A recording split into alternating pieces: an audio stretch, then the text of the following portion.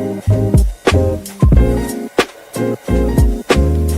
views, thoughts, and opinions expressed on this program are the speaker's own and do not represent the views, thoughts, and opinions of Reggie Miles, Conversations, the Chicago Chronicles, and Reggie Miles Edutainment. The material and information presented here is for general information and historical purposes only.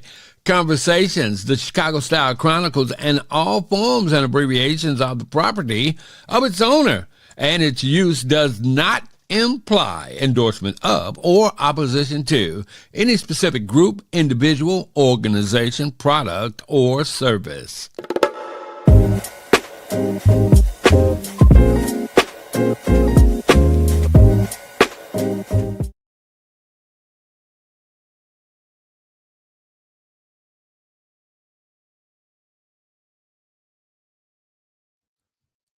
Good evening, family. Welcome. Welcome to a special podcast of Conversations this particular evening. I am so happy that I have a chance to be with you on another Monday evening where we can talk and discuss, truth. And we can talk about some of the great things that have happened in the Steppers community. All right. I feel good this evening. Feel really, really good. And my EP is in the wings. Dr. Francine, she is there. And she'll be around to assist me because I have a very special guest this evening. Okay, we're going to talk about what we heard last week.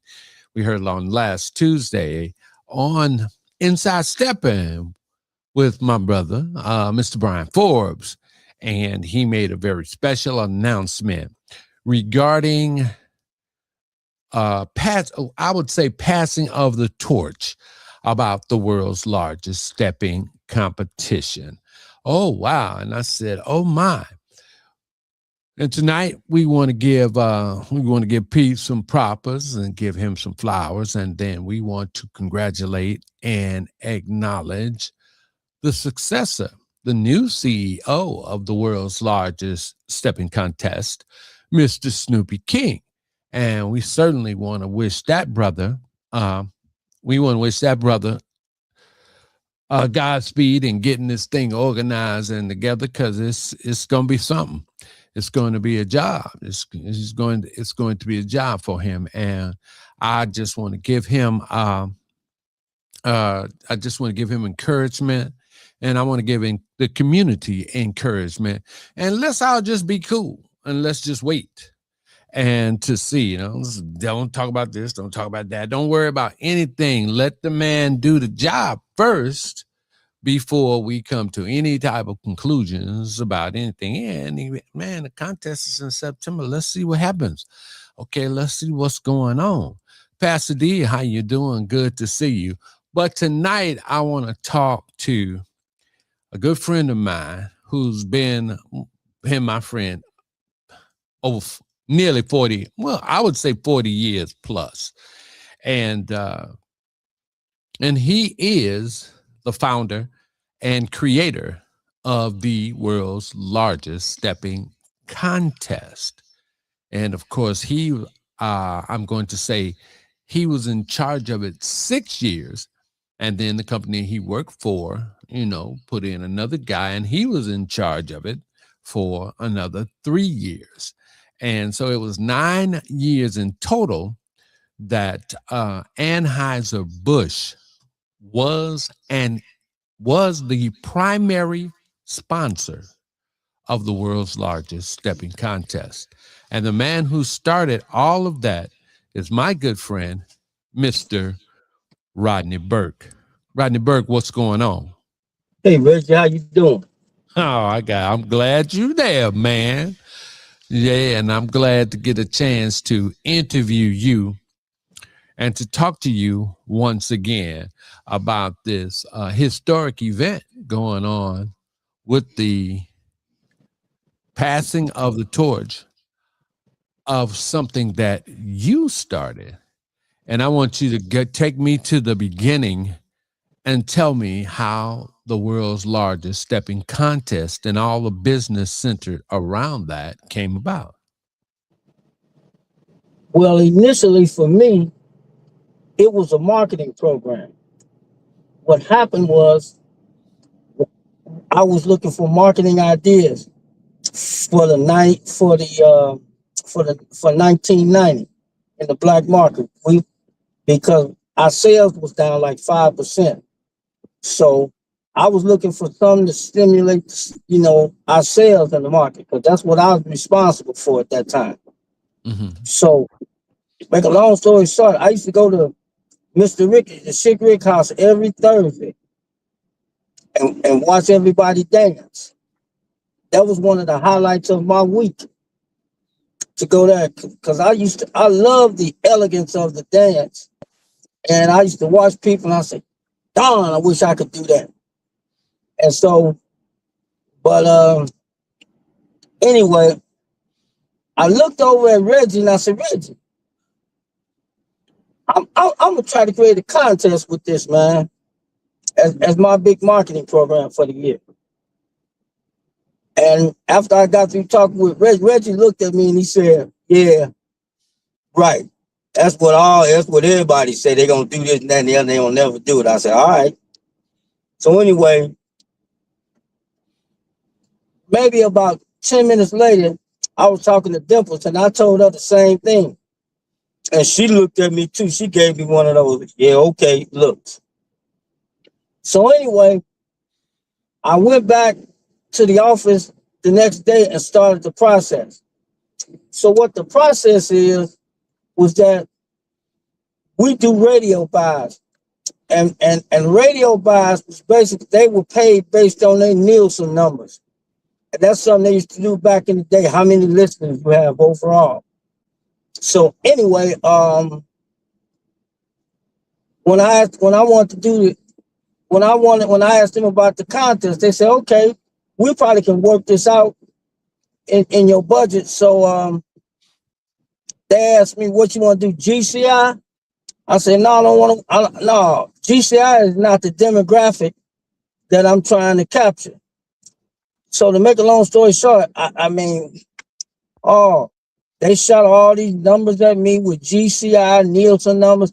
At that time, WGCI was the #1 black radio station in the city of Chicago. So, and that's what they buy on. So anyway, through a lot of negotiation, and I had the VP of the company on my side, he settled and said, okay, we'll try to work this out with WVAZ. Anyway, they took the money from the GCI budget that they was gonna pay GCI, and they called in WVAC representative. They had Barry Mayo, the sales rep, and I guess another partner of Barry's.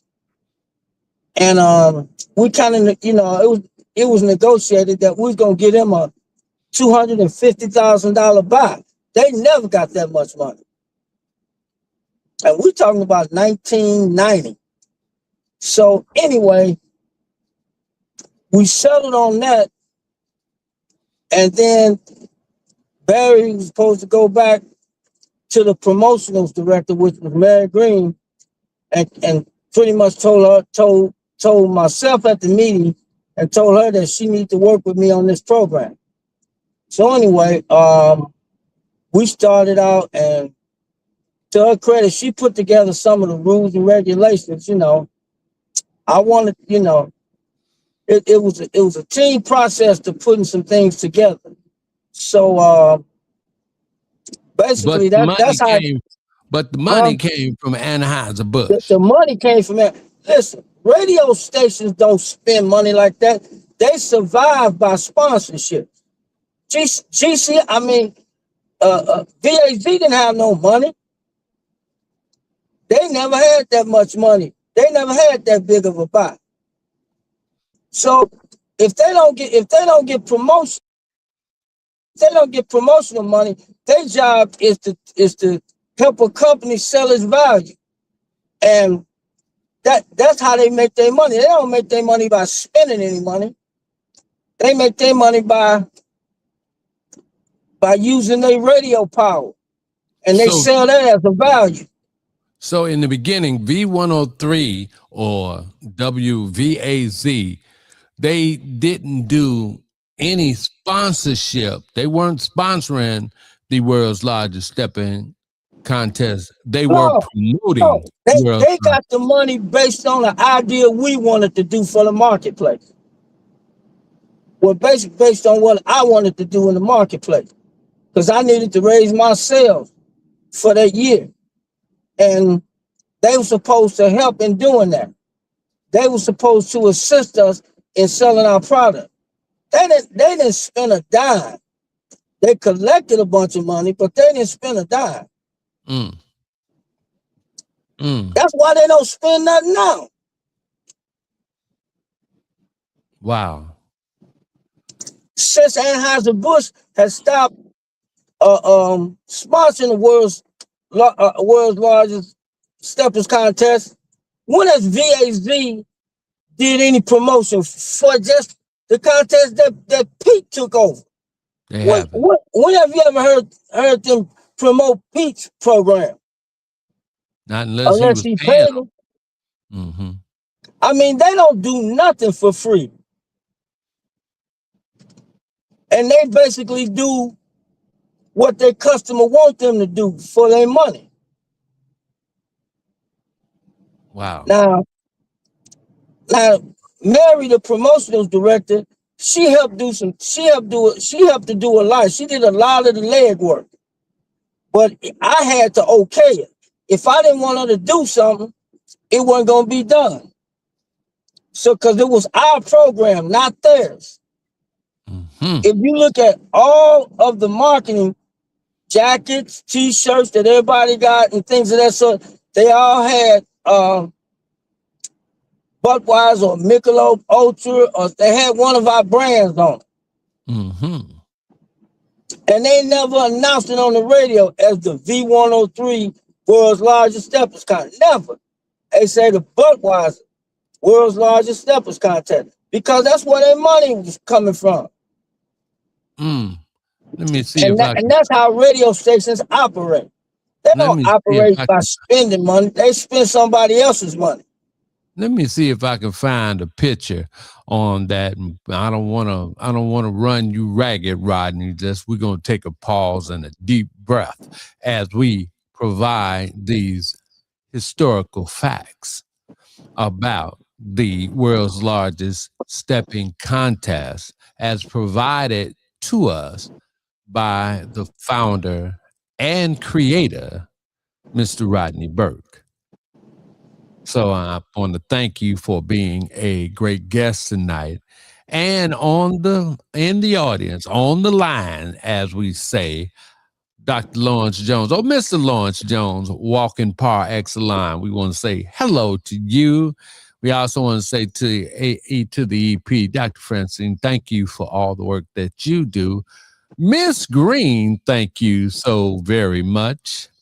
Katura Green and We the People, what she does, we're going to get her in here for an interview too, so she can let us know what she's doing and how she's doing it around here on the East Coast. I believe she's on the East Coast, so that's great as well. David Calhoun, my good brother, good to see you as well. Now let us continue. Rodney Burke, 1990. After Mr. Ricky's, after you seeing me and speaking with Dimples, and we didn't believe you, but then all of a sudden, next thing you know, we're talking about this world's largest stepping contest. Who else was working with you during that time to implement this program, Rodney? Well, I had a coworker, Graydon Woodley. Mm-hmm. God bless his soul. And the promotional director for V1, which was Mary Green, they had a crew, and the salesperson for our account was working with me. Mm-hmm. But pretty much, since all the responsibility and weight was on me, if the program failed, my butt was out.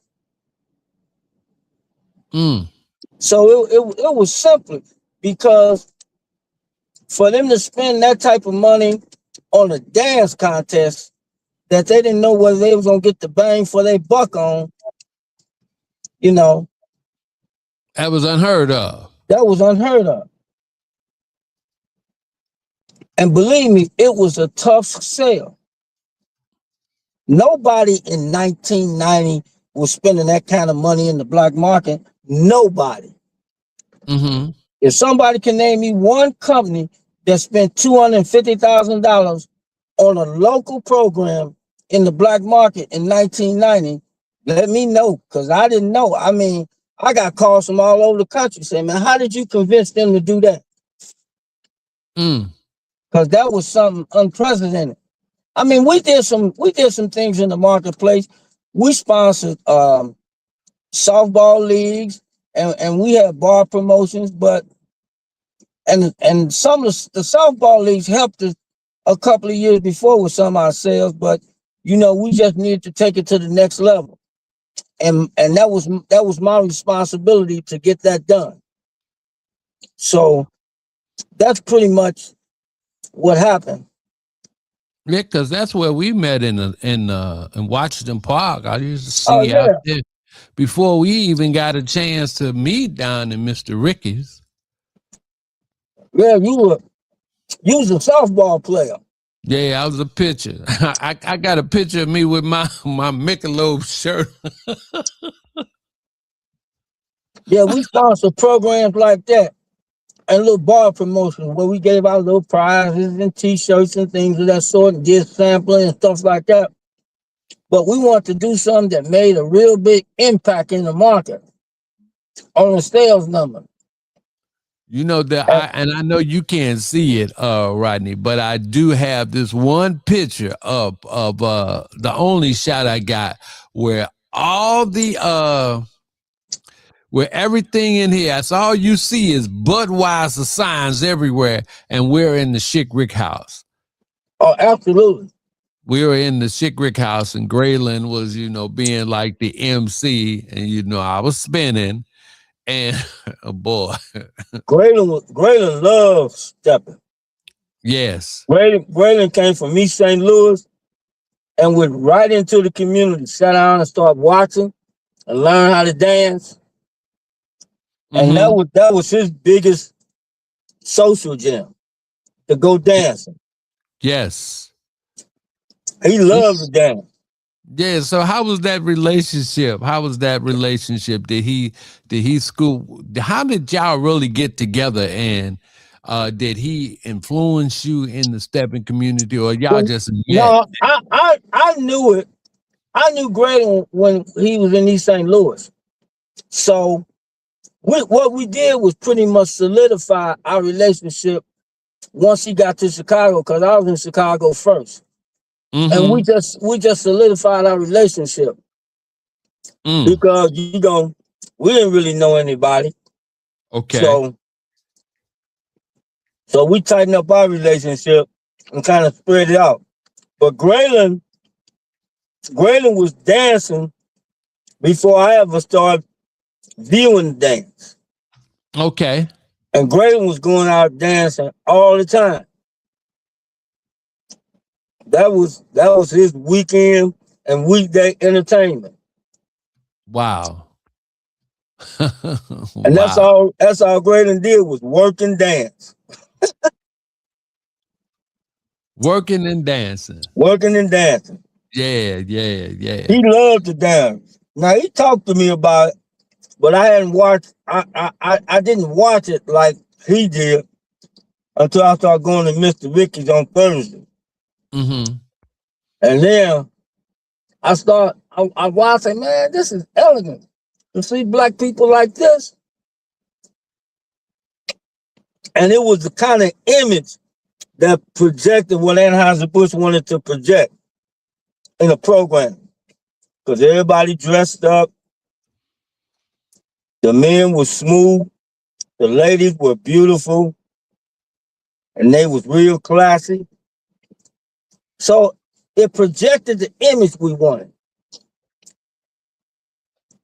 So make a long story short, I actually took a filmed a little video at the Sick Rick House, and it was part of my presentation to get the money. And they seen how many people was there dancing, and they saw how involved they were. And to make it good, they actually had our product. You know, Ricky was our largest black on-premise account. So they had Yeah. our product around the tables and stuff. So that just enhanced it. I said, and I pretty much so if we can get 10% of this market to start drinking our product, we'll make our numbers. So Rodney, let's just ease it up for a minute and acknowledge some of our beautiful people. We've got some great people on the line. Mr. Rudy Dodden on the East Coast, letting me know that he's glad to hear about the real history. And this is what we are doing this evening. We're talking about the real history of the inception of the world's largest stepping contest. And we want to make this clear, and we really want to clarify it, because it was like it's been so many stories that have been coming out.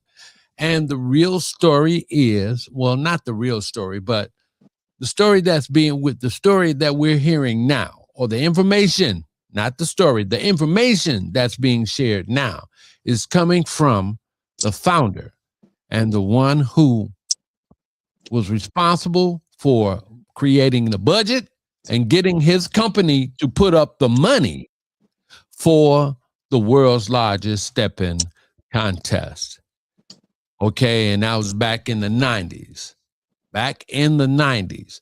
And of course, I just want to say this right now. There were like two main sponsors before the contest turned into the world's largest steppers competition. And that's when Pete Frazier took it over. That's when Pete had he was moving the contest. But it was like a different thing the way the contest was being conducted, because who was leading the world's largest stepping contest was a corporation, Anheuser-Busch. And the people responsible for that, working with it, was one, Mr. Rodney Burke. And who succeeded you, Mr. Rodney Burke? What was the gentleman's name? David Henson. David Henson was the brand manager. David was in charge of selling our brand to large institutions. David was in charge of a brand manager for sports marketing. So all of the brand programs you see on television with the NBA or the NFL or Major League Baseball or the National Hockey League, you see Budweiser and stuff, that was David's job. So David, because they didn't have another black guy with the experience to do that, he kind of had a double job. And so after the 4 years, I guess David was there,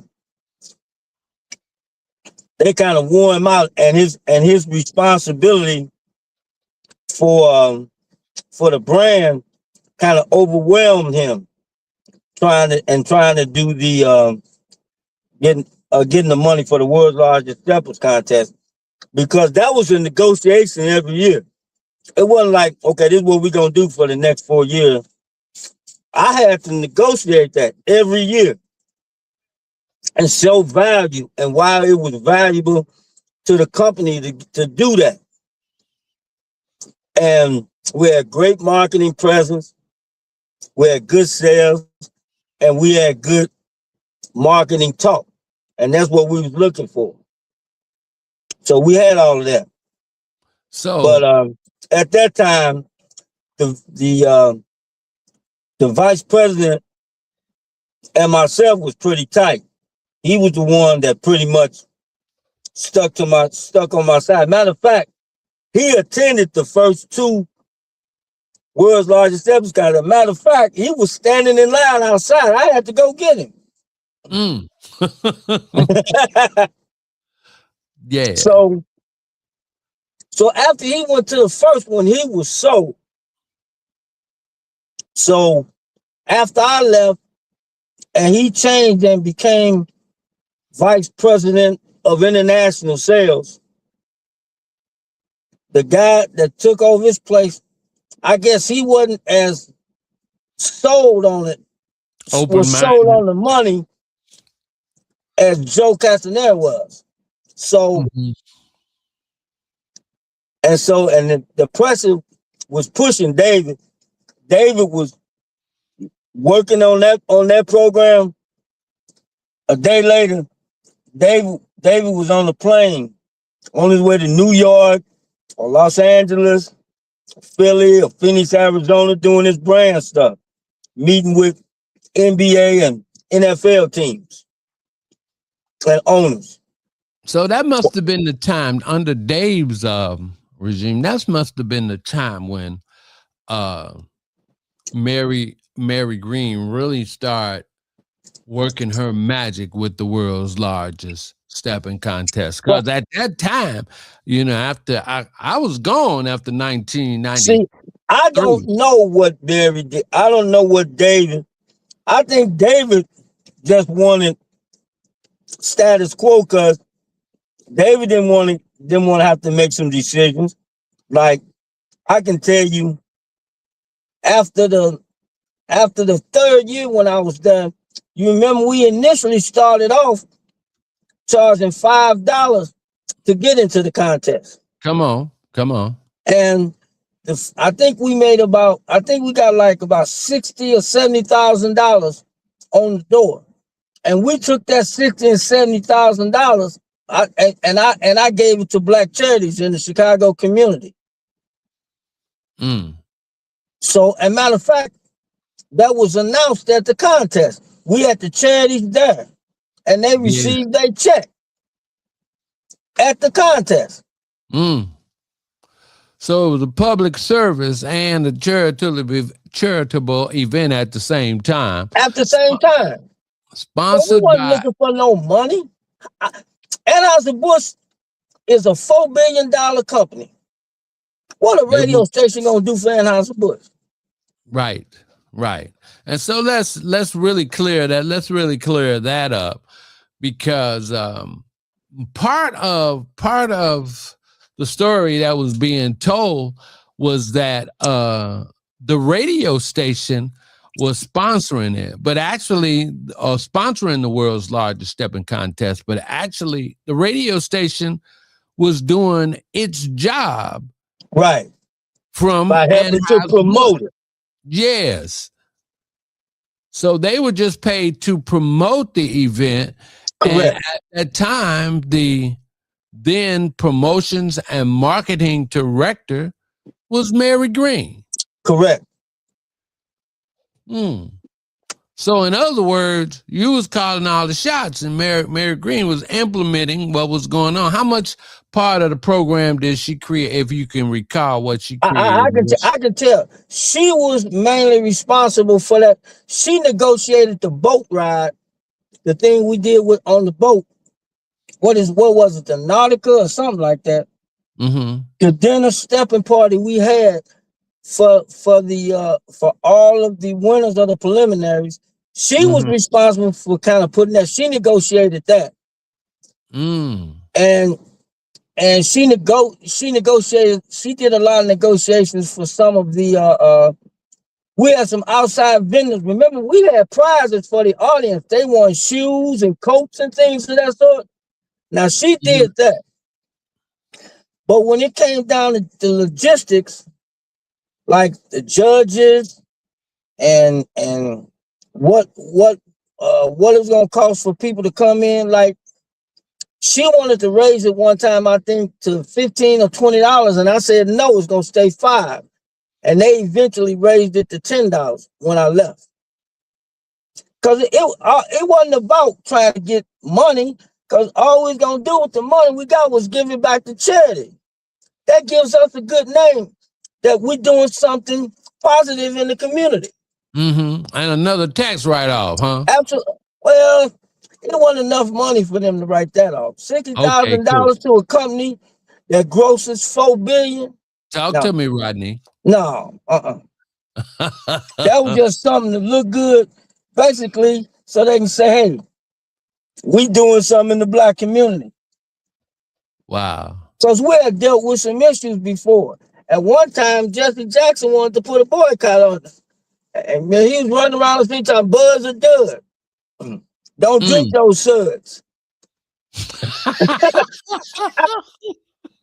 I mean, so don't drink those suds. I mean, it was not, and it worked for a while. So we ended up getting a Black distributor in Chicago for that. And ended up getting Jesse's son to own the distributor in the River North area. Yusuf. So, we had some trials and tribulations and the things that we were trying to address in the marketplace. And all the big companies at that time was looking for programs to enhance the image as well as the sales. Yes.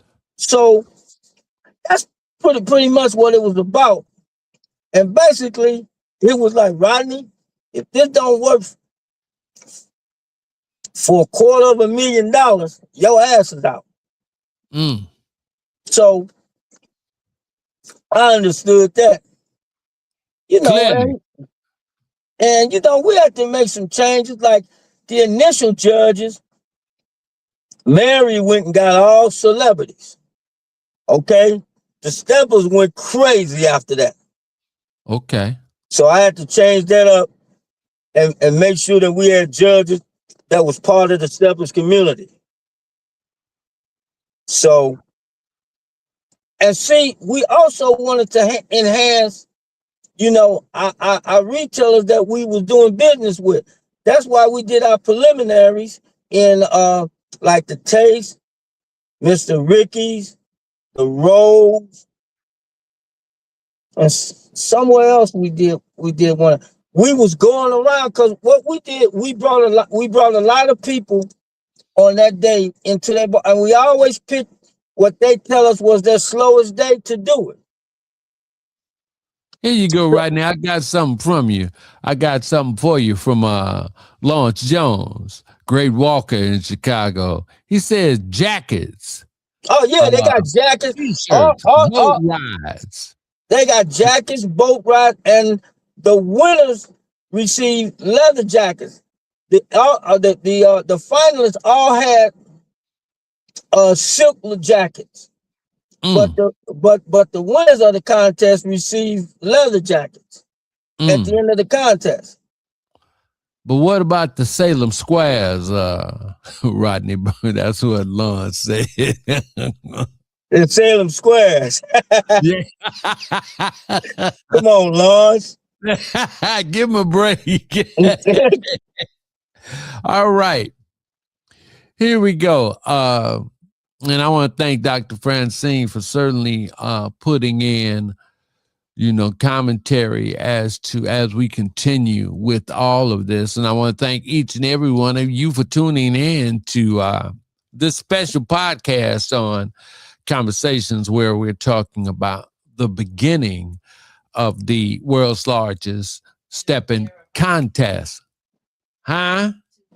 See, I think, Reggie, people get things confused. Understand, a radio station is responsible for helping its paying customer to sell whatever product they have. They're not responsible for programming for that particular customer unless that customer asks them to do that. Okay? They operate on what the customers pay them. They go in the meetings and they sell their value to the customers. We can do this or that and that for you if you buy our radio station. So they tell you what they can do. So that's how they make their money. They don't make their money giving it away in the marketplace. If they give anything away in the marketplace, whether it's tickets or whatever, it's the record companies or it's whoever their client is that's giving them the resources to do that. So that's how they make their money. That's how they pay their people. Right. They don't sponsor contests and give away $30,000 in a contest to promote a contest. What value is that for them? None. Right. None. And by me working in radio for several years myself, I know that the companies, we weren't going out doing no sponsorships. We weren't going out sponsoring no events because they were trying to get money for promoting the event, never sponsoring the event. Right. They were trying to get money to promote the event. They basically said, we can do a better job than so and so and so and so and so for your product. Mm-hmm. But see, most companies buy radio based on their audience base. And back in the day, Nielsen was the measuring stick. Now, Absolutely. It may be a little bit different now because of technology and some other things. At that time, it was Arbitron. It was Arbitron. Yeah, Arbitron and Nielsen. Yeah, Nielsen was for TV, and Arbitron was definitely for the radio. Okay. Yeah, but you got it right. They were looking for numbers. They were looking for numbers. That's all they looked at is numbers. Yeah. That's all them companies look at is numbers. And if you can't show them value with your numbers, they don't want to be bothered. Right. This is very good. See, because it's a lot of it was a belief in Chicago that V103 and WVAZ had a direct input with the sponsorship of the station. And Mary Green was one of the sponsors, and Mary Green was the promotional director. She was an employee of WVAZ. Okay. Hey, Mary Green owned that women's black women's promotion she does in Chicago. A expo for today's black woman. That's what Mary Green owned. Mm-hmm. And basically, she negotiated the resources that she was able to pull together during the world's largest steppers contest. She met a lot of people getting sponsorship. So she capitalized on that and got her some sponsors for her own personal program. Smart business move. And I respect that. She was smart. She's a little grinder. I respect her for that. I'll just give you an example of what happened one time doing one of the contests. Mm-hmm. Probably 2 years before I left, we had a contest at the Sheridan Hotel downtown. And at that time, it was a brand new hotel. It was the first year it opened. And we had made a deal, including Mary. Mary was a part of that, to have a stepping contest there. Make a long story short, they called Mary about a week after they agreed and told her they wasn't having that in their hotel. So she called me. She said, Rodney, they done canceled the contest for the hotel. I said, no, they didn't. She said, yes, they did. So I went downtown to the Sheridan and met with the general manager. And pretty much it was a longer conversation than that, but pretty much I told him that if he canceled our program within 2 weeks of his execution, that I will personally make sure no employee, when that's all over the country, will never stay in a Sheridan hotel. And all of a sudden, that was overturned. And then they got slick because of the capacity they said we had over capacity. So what they did was they called the fire marshal. And they actually sent the fire marshals the day of the contest to close it down. But my buddy who lives in the same building with me, Les was the fire chief. And I had Les sitting next to me near the aisle, at the end of the aisle, by the door. And when the fire marshals came in, Les got up and said, "Gentlemen, I got this taken care of. Don't worry about it." And sent them back to their fire stations. Wow. So it was a lot of kind of behind the scenes crap that happened that people didn't know about. So those are the kind of issues that I had to deal with. See, the Sheridan just thought that they was dealing with WVAZ. They didn't know they had to deal with Anheuser-Busch. And Anheuser-Busch spends hundreds of thousands of dollars staying in their hotels at that time. And they wasn't going to lose that money. And they wasn't going to lose that. Yeah. They wasn't going to lose that business. I got because they canceled some. I have an interesting comment here, and I want to make some clarification on this. Okay, and Brenda, she asked, Rodney mentioned preliminary contests at various venues around Chicago. At what point or when did the contest preliminaries move to other cities? All right, Brenda, let me say this to you, that the contest was in different eras and it was executed by different entities. When Mr. Burke and Anheuser-Busch sponsored the contest, it was strictly in Chicago. It wasn't, that was Pete's move. When Pete became in charge, he is the one that expanded the world's largest stepping competition. It was no longer the world's largest stepping contest, because after Anheuser-Busch stopped sponsoring the contest, they owned the name to the world's largest stepping contest, and Pete couldn't use it. Am I correct in explaining that, Rodney? Yeah, they still have a patent on contests. Yeah. And so that, it didn't happen like that. So that's why the present name of the world's largest is called the world's largest stepping competition. It is not the stepping contest. The contest began by Mr. Rodney Burke, and it went on for 9 years, Rodney? Yeah.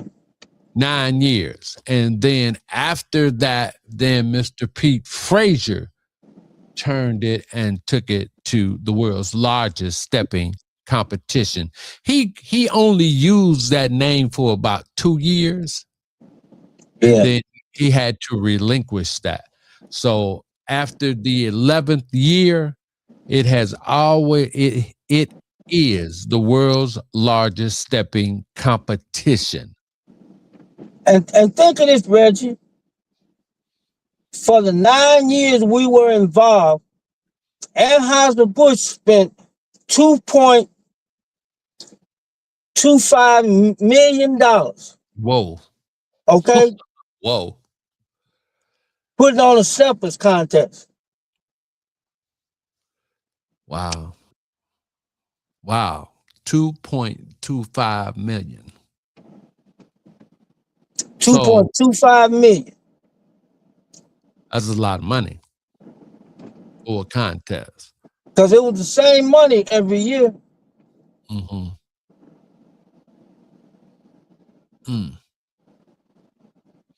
So I hope we are understanding, and any more questions, kindly please put them in. And I love and appreciate the commentary of Miss Francine. Miss Francine, let's see if you're available. If you want to ask a question, just put it in the chat and say, I got a question, Reggie, and then we'll just pull you up and let you ask your question as we continue to move forward with this special interview. Rodney, who were some of the other legendary or great steppers that you came across, or what was your feeling? Who did you want to see in the stepping contest that never got into it while you were, responsible? Well, Calvin Barnes was one of my favorite people, and I could never convince him to get involved.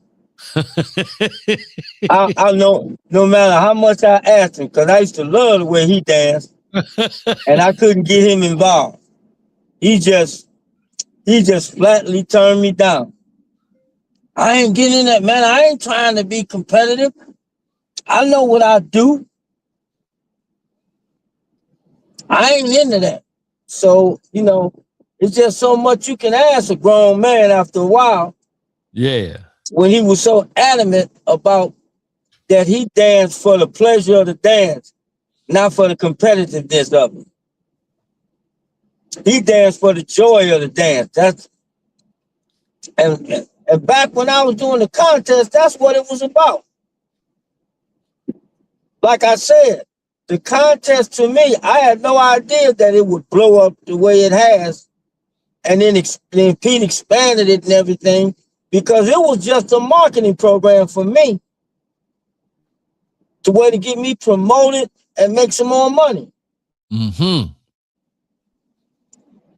It wasn't, I didn't, when I first got the idea, I didn't understand the culture and stuff of the steppers community. I didn't understand all of that.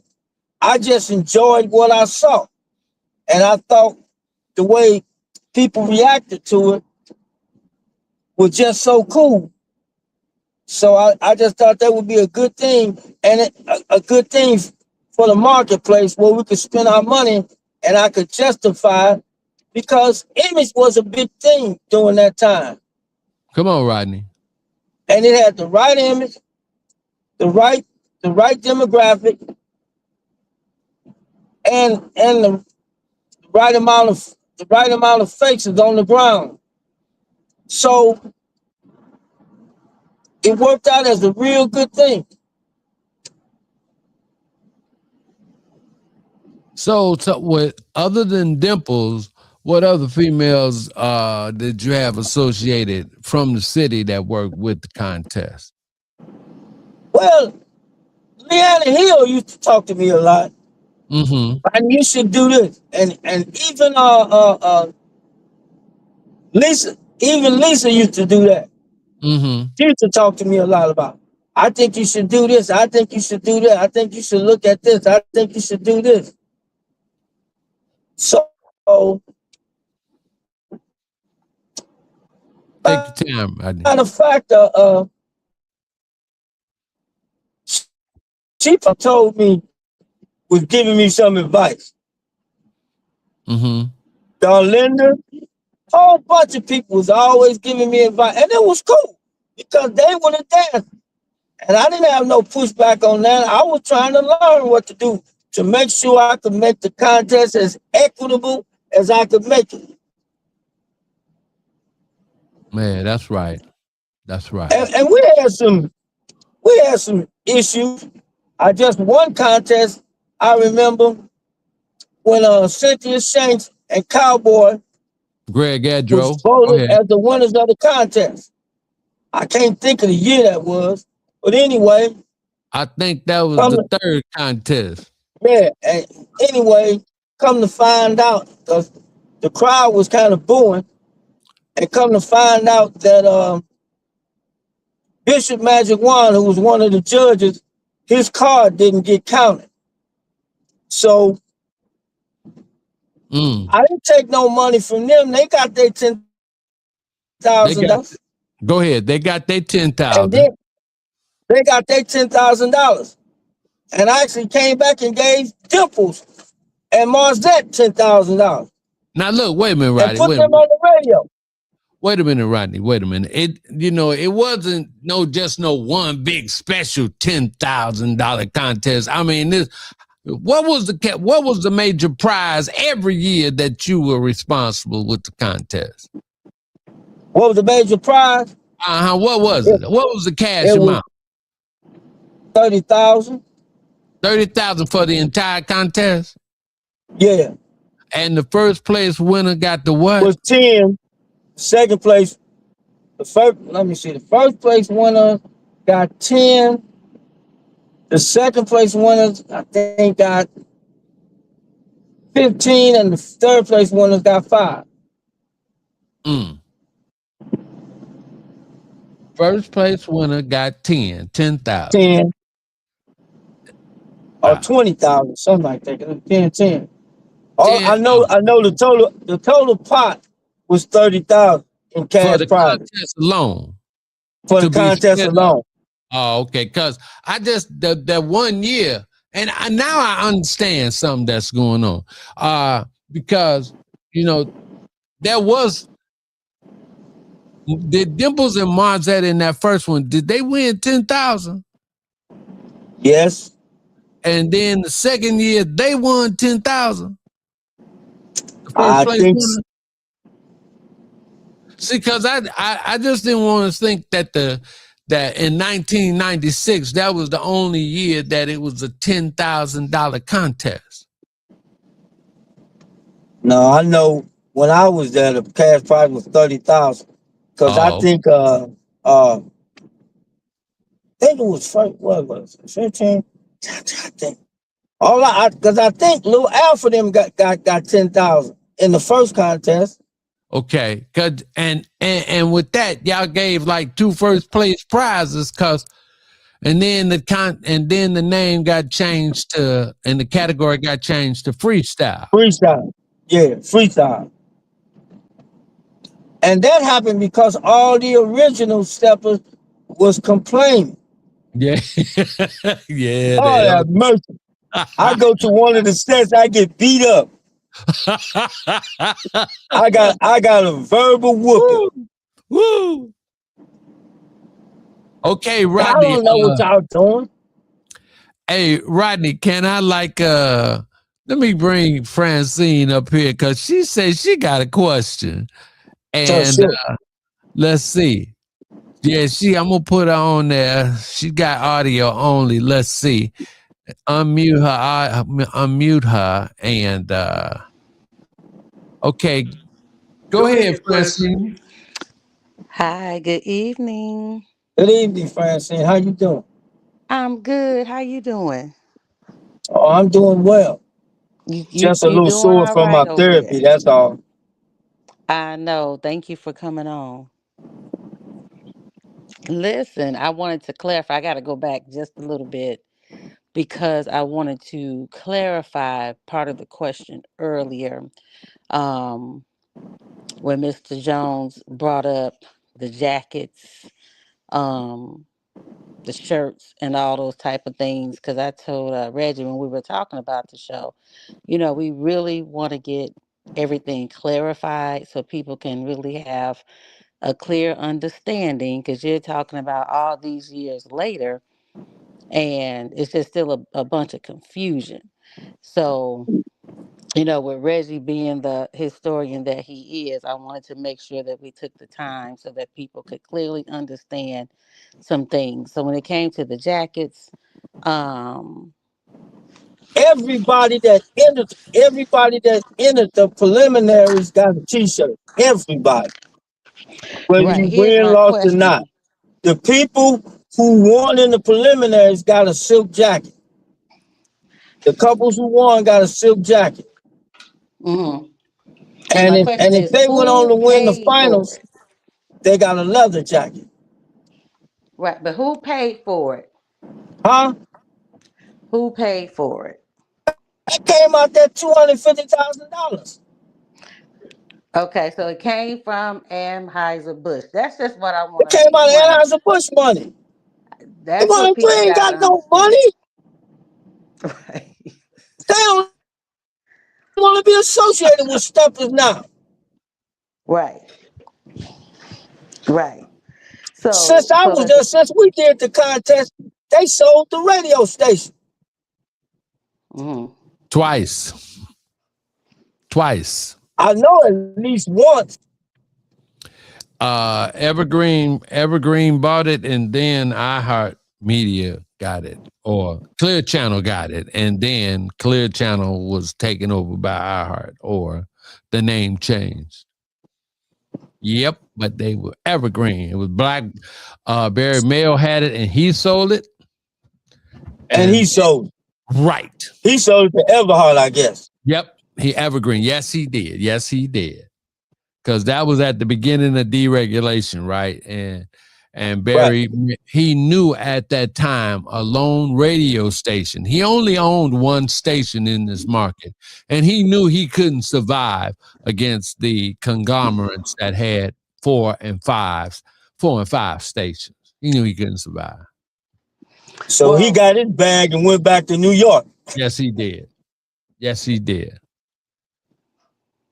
Very good. Thank you, gentlemen. I just want to clear that up because, this is a pivotal time with what's going on in the community. Everybody has their ears open, their eyes open, Nobody. They Huh? were not.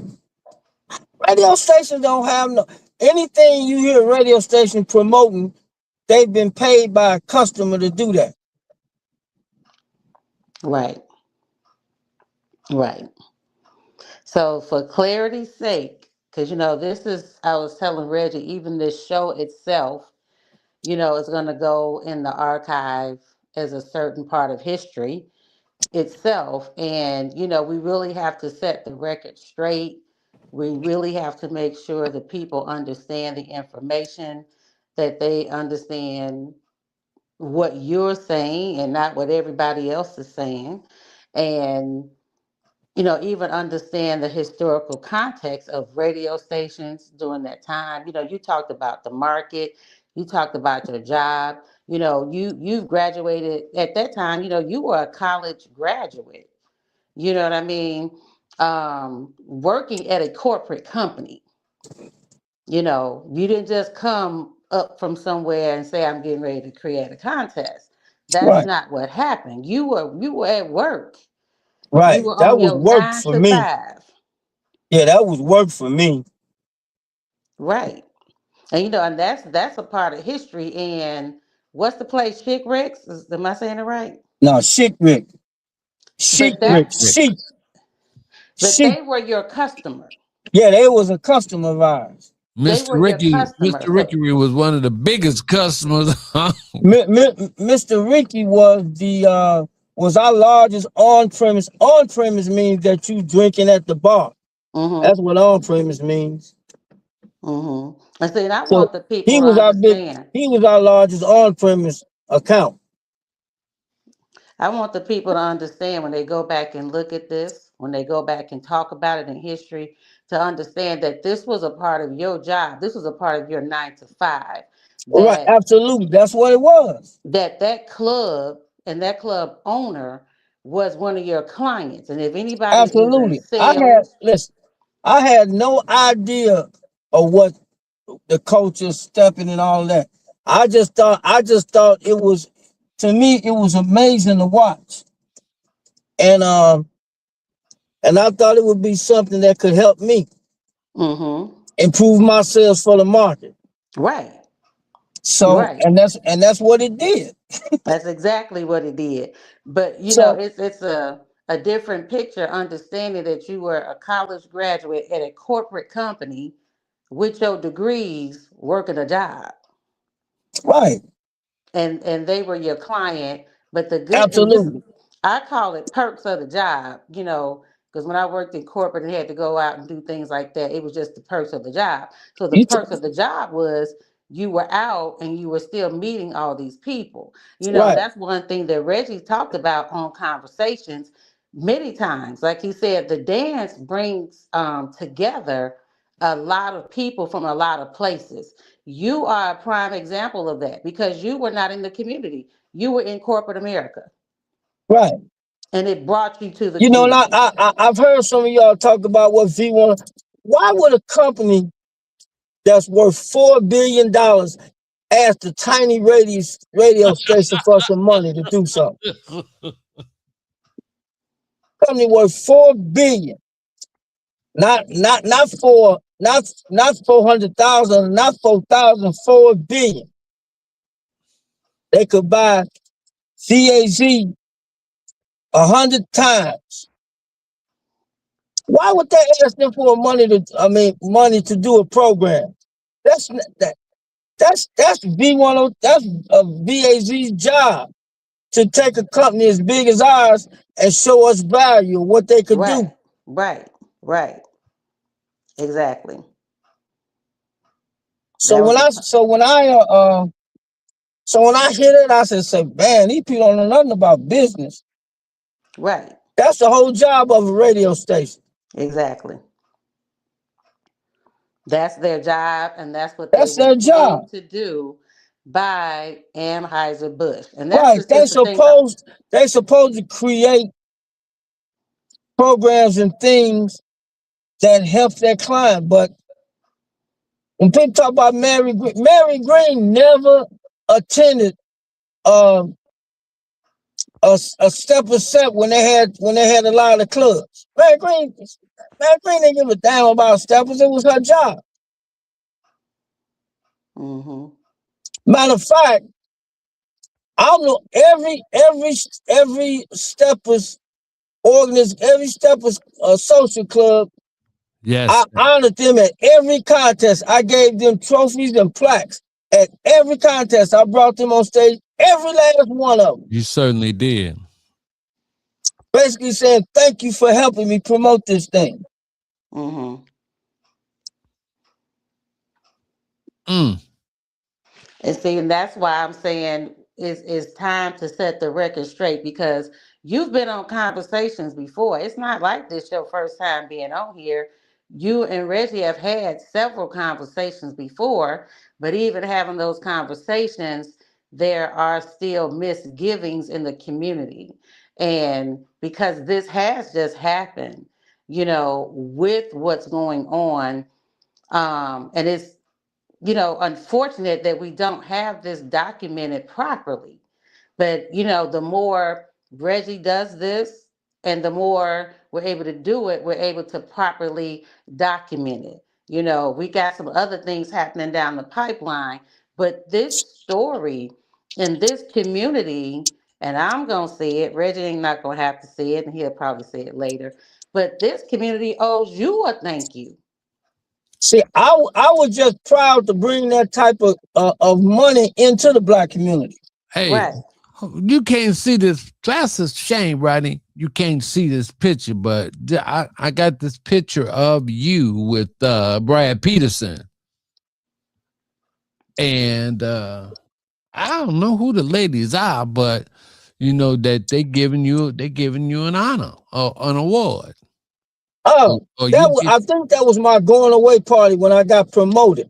Okay. And that they gave me over at the Taste. Okay. Man. Yeah, that does look like the Taste. It does look like the Taste. That's right, Rodney.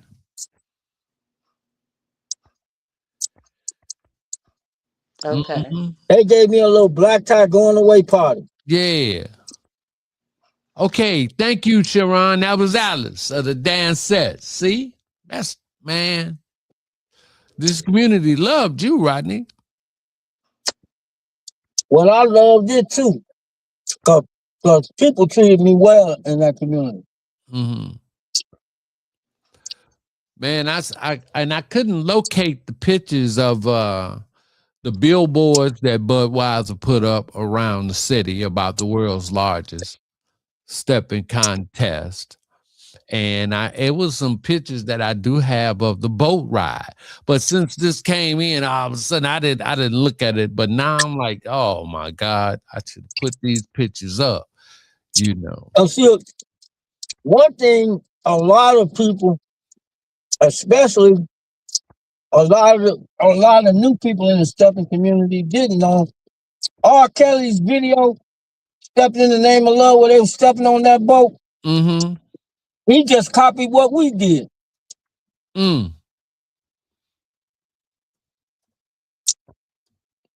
Go ahead. Yeah, he copied what we did. That was what our boat party was, and we had like unlimited food.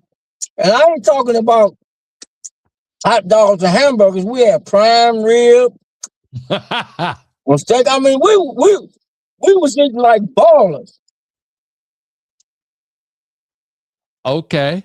So, and everybody was dancing, having a good time, and we had little take home gifts and stuff. Mm-hmm.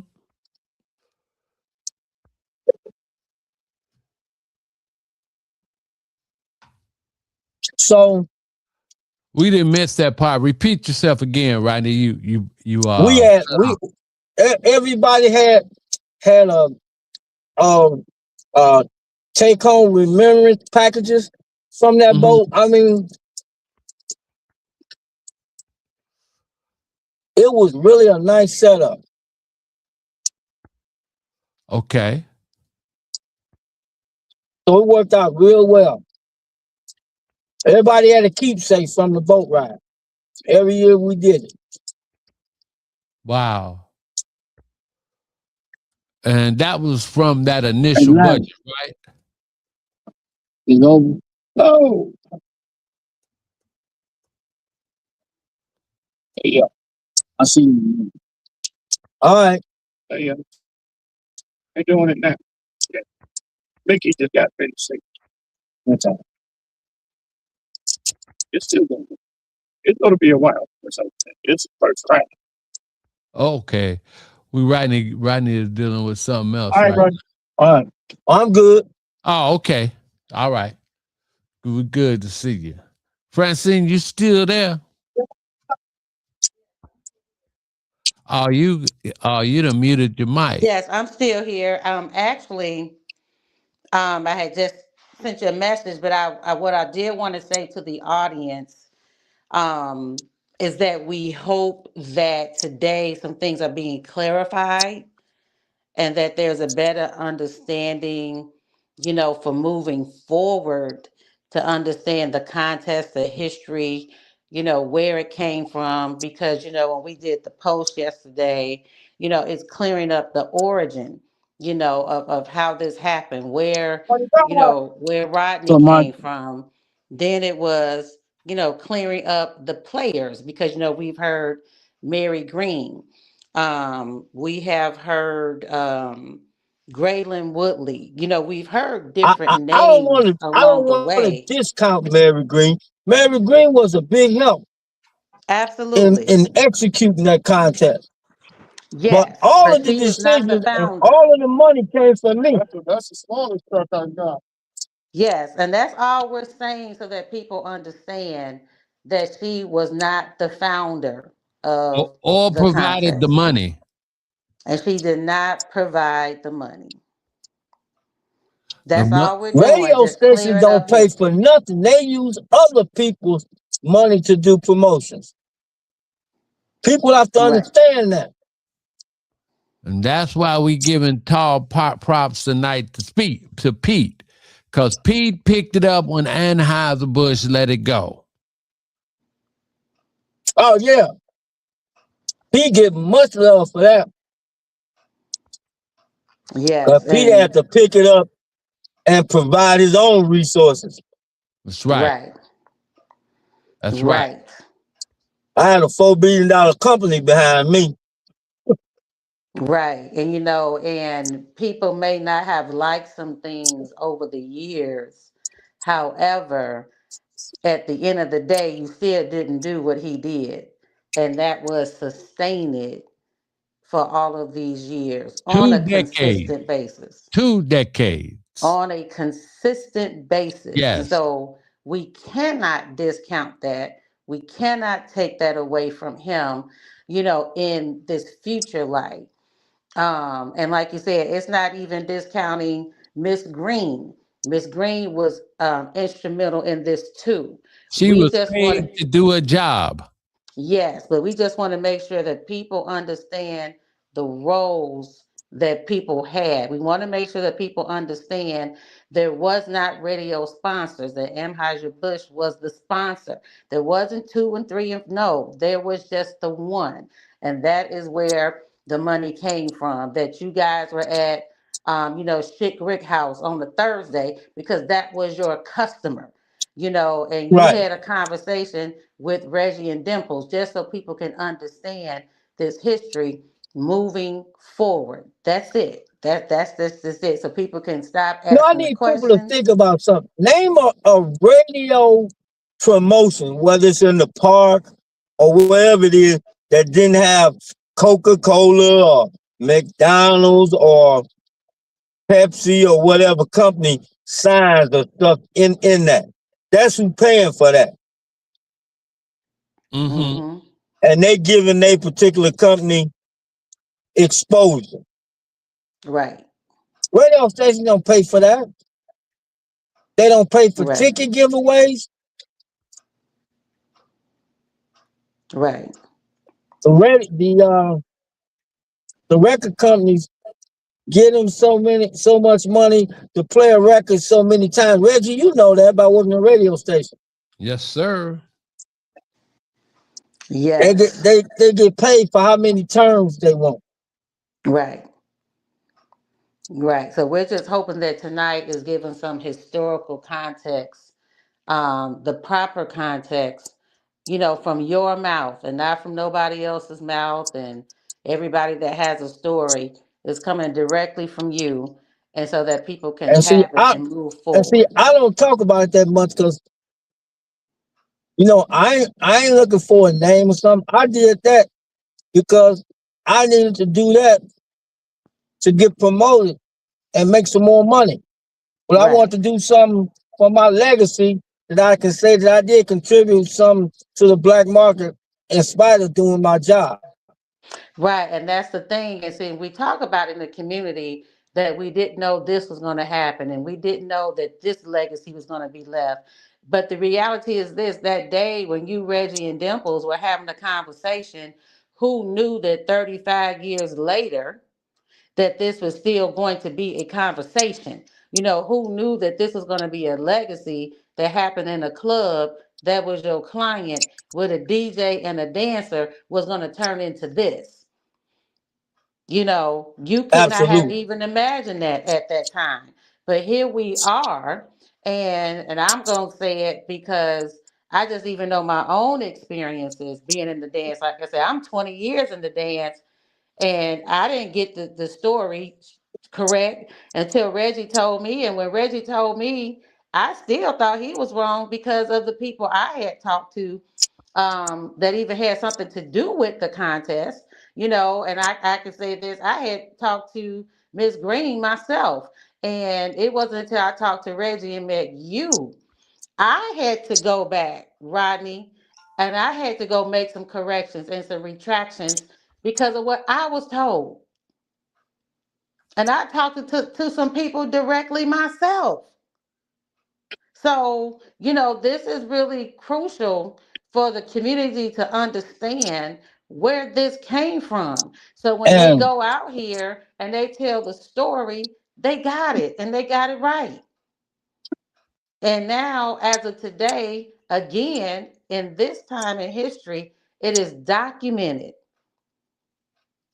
For right now, for today, it was just last week when they made their announcement. We're still within that time frame to say, now here is the man that created this thing, that had this idea for a thing, joking with some friends, and his two friends didn't even believe him. And here it right. is, 35 years later. 35, and it's still a topic of conversation. And we need to make sure as a community that we are giving you your just due. And we talk about ballroom, and Rodney, offline, we talk about other dances. Any other dance or any other contest or whatever, they give credence to whoever created what. And for me, that's something that we have to start doing as a community, recognizing Rodney Burke. We wouldn't be here You know, today talking about a contest if it was not for Rodney Burke. You know, I appreciate that, but you know, I did what I had to do from the heart. I don't care if nobody never say nothing. I'm I good. know. I know. Because we done had those conversations too. I I lived my know. best life during that time, and so I'm good. Yeah, and we thank you for it. But Reggie, professor, historian, educator, What is it? um, What is it? I'm gonna let you do your thing, and don't forget the two things I gave you that you gotta say tonight. Yeah, okay. Yes, yes, EP. I'll look at the list so I won't forget. It's in your messenger, the two things. Yeah, okay. Oh, okay. Let me look that up. And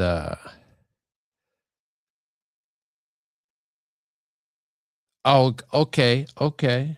All right, I got it. So you want me to put this up right now? Always talking, always see. Well, I'm not sure where you at in the show. I think we didn't cover, enough. But if people have questions still, I'm not sure what your other plans were. Um, but I think we at least clarified this part. I mean, that's all I really wanted to Mm-hmm. get And I think clarified we did because that. I'm gonna leave the rest where it is. Okay. I'm gonna leave the rest where it is, and I would just ask Rodney, uh, what what kind of advice would you give in running the contest? But we'll save that later. You can think about that, Rodney. Let's see. Yeah, hold that, hold that. Who took your position and responsibilities with the world's largest stepping contest after you were promoted and moved onward? Who took your position, Rodney? Go on and say that name. I ain't gonna say it. David Henson. David Henson was the gentleman who took the position because the contest stayed under the I would say the umbrella of Anheuser-Busch for 9 years. And after Rodney Burke Yeah, and left, what people don't understand, that was an annual negotiation. That wasn't like, okay, we just gonna do this every year. We had to negotiate that money. And we had to make sure that money was in the budget to get that done. mm-hmm. So the original sponsor of the world's largest steppers contest was Anheuser-Busch. And the person that brought that idea to the table was Mr. Rodney Burke. And the contest came out of the Thursday night set at Mr. Ricky's Chick Rick House.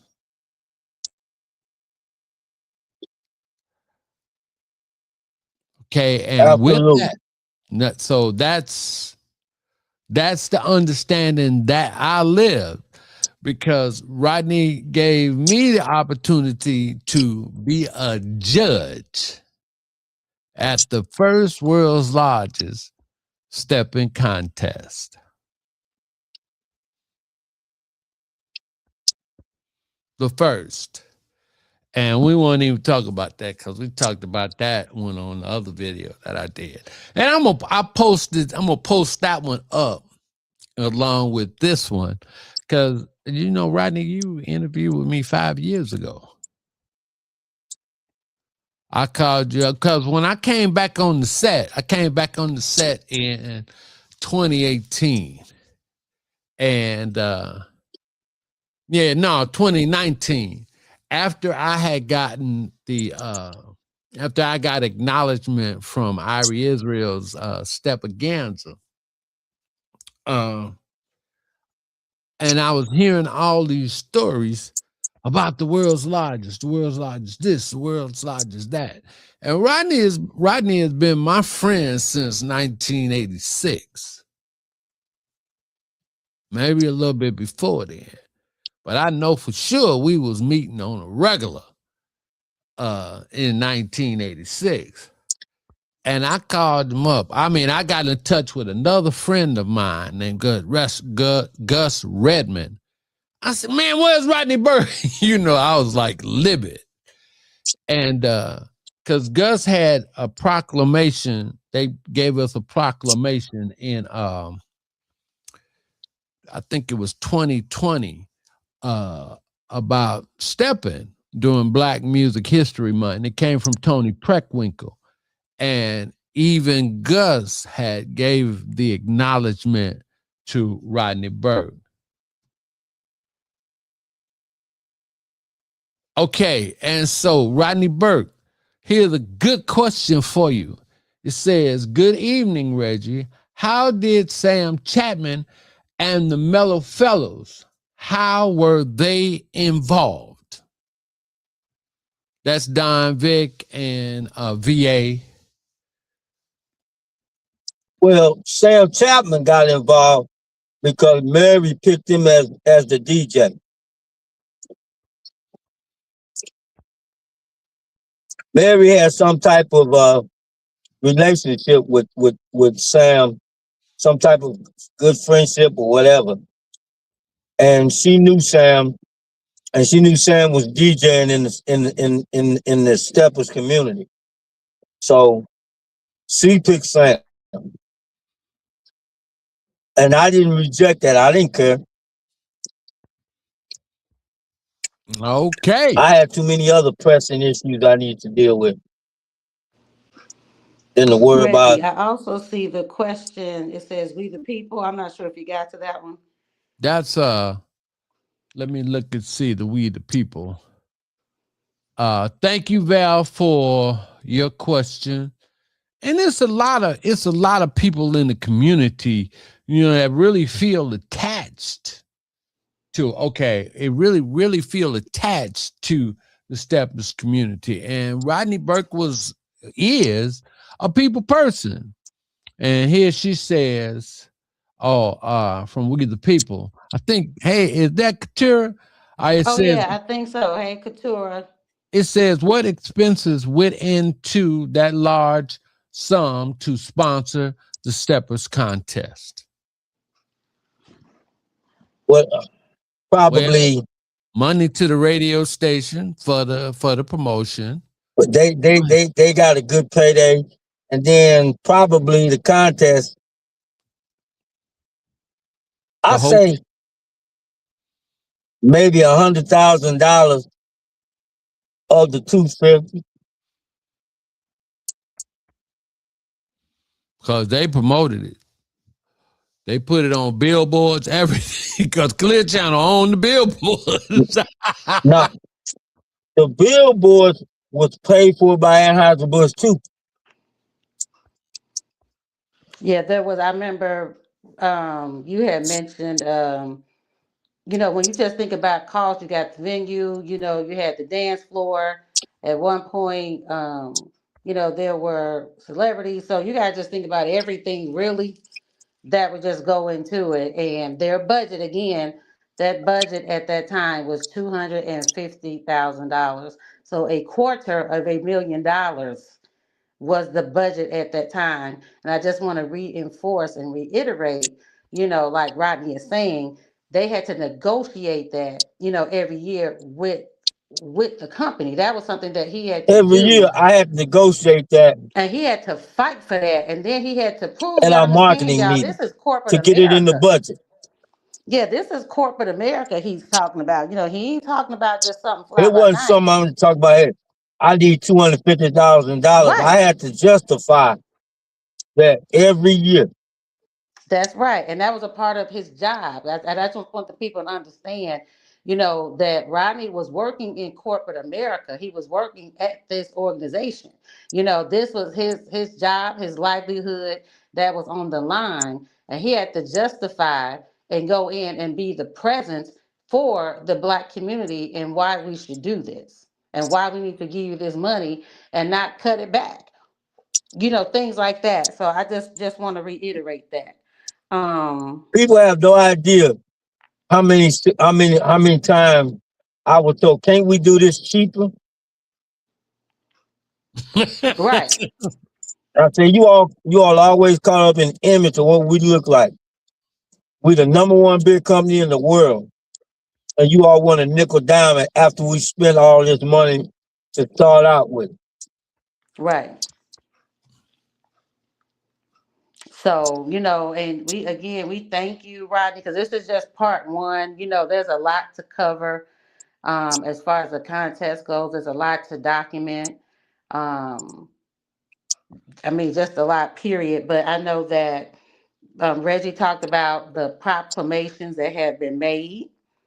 And I think he's getting ready right now. But we have another proclamation that's going to be made by Conversations on tonight. You always have to get us in some. There you go. There you go. You always have to get us in some. You just Yep. always do that all the time. Well, I'm going to let you have the honors, sir. All right, hold on. So let me get this. Oh, here you go. Run right back out. Let me take I'll this. see you, okay? All right? Go ahead. You can continue to put your questions up. Let me remove this. There you go. Thank you so much, Katura. Be it hereby declared and recorded for the preservation of history and the integrity of the culture. Let it be known for the sake of historical accuracy, the sake of truth, culture, and legacy. Let it be known and never forgotten that Rodney Burke is the founder and creator of the world's largest stepping contest.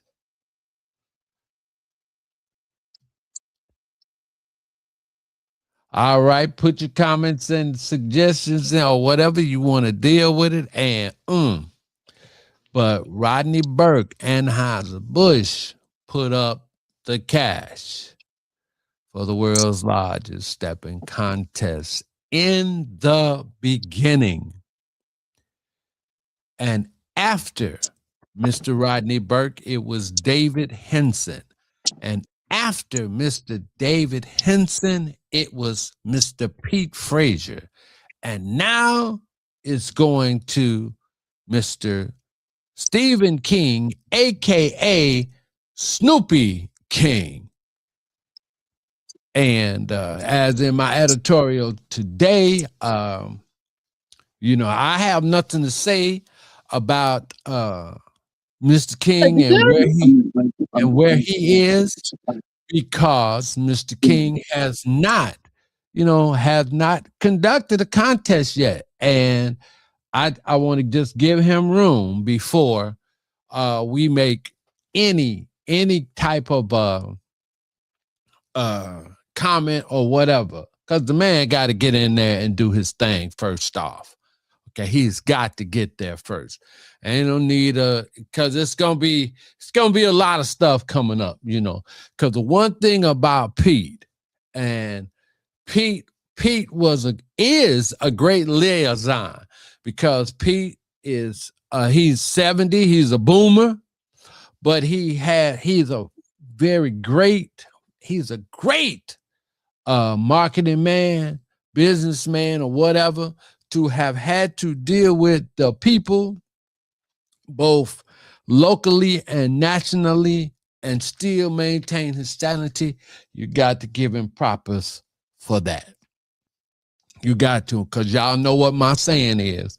With my steppers, I'm disappointed, but never surprised. And he hung on to that. Rodney Burke, you still with me? Yeah, I'm right here. Okay, good. So, and that's where we are, man. Listen, I'm glad I got this chance to just talk about that inception, the beginning, because people in the community, some of the elders and some others that have been really that have been around, they have their particular versions of the story. which is cool, which is cool, but to get to the truth of it, or it's nothing better than getting it straight from the horse's mouth. It's nothing better than that. And Mr. Rodney Burke did the song Hey, by the Reggie, Neville Brothers. Yes, Reggie, sir.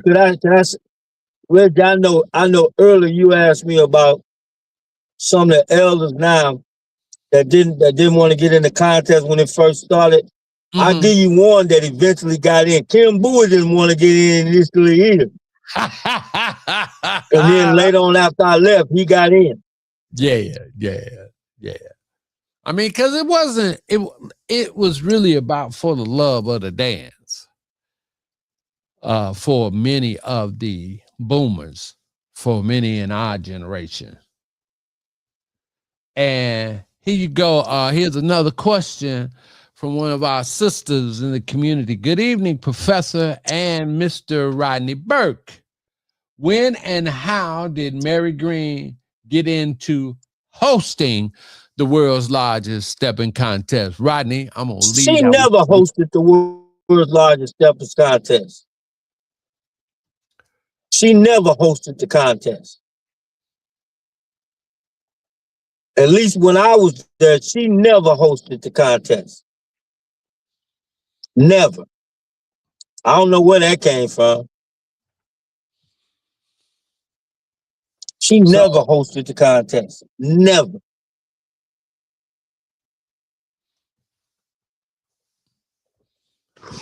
huh? Also, I The want to only the share only that people we from V103 that talked during the contest and it's probably the DJs Richard McGee and Herb Kent and sometimes Barry Mayo. also Other I than do that, want to nobody else from share V103 that said a lot of nothing. that with the people Hold on, Francine. Hold on. All right, go ahead, Francine. that I just want to reiterate that a lot of the people and the players and their roles have already been covered in the show. So if you have missed it, you are welcome to go back and listen to this when it's for the replay because we have covered the different players and their roles as far as the contest. Mary's Do responsibility was to execute what we put together. Her responsibility was not to host nothing. V103 was not the customer. We were. It wasn't a contest. They just gave us value with their services. It Promotion wasn't for them to host. and You don't marketing. you don't host nothing that's not yours.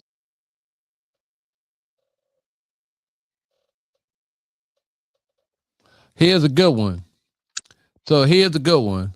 So who should we say is the founder of the world's largest stepping competition?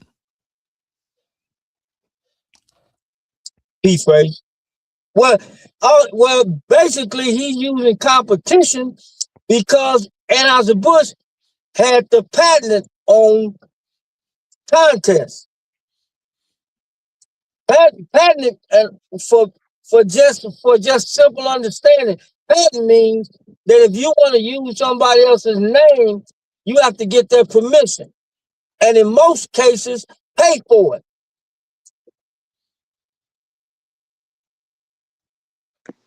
all right. So do we have a clear understanding It's on that?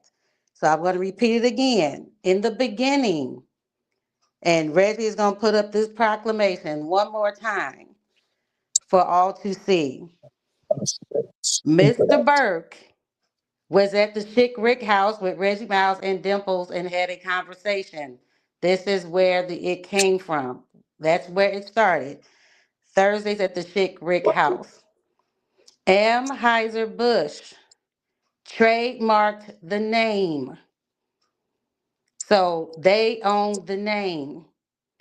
When Anheuser-Busch released it and let go of the contest, for lack of a better way of saying it, We thank God that Mr. Frazier picked it up and carried it on his own dime.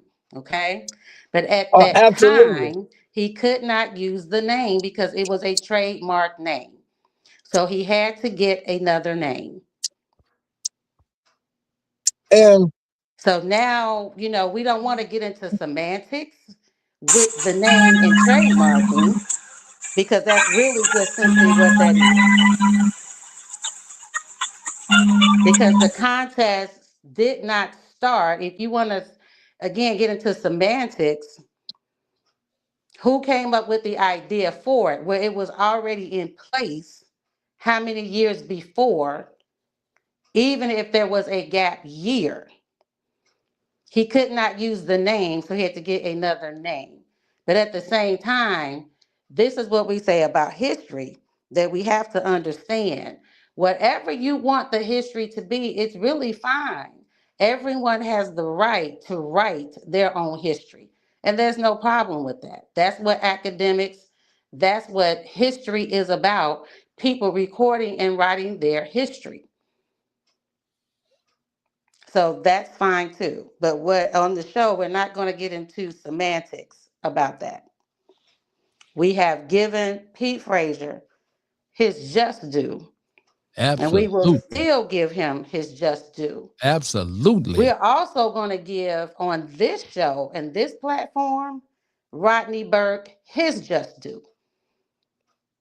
We're going to do that as well. And if someone wants to start the history from a different year, they are more than welcome to do that. Absolutely. Absolutely. Absolutely. Absolutely. This gentleman I met in 1986, coming into the show, well, before 86, let me say it like that. Whenever I was playing in the softball leagues, I would see him. I didn't know him, but I met him. I met him in wherever we was, Washington Park, whatever. I played with several teams. I was a pitcher, and I played with several teams.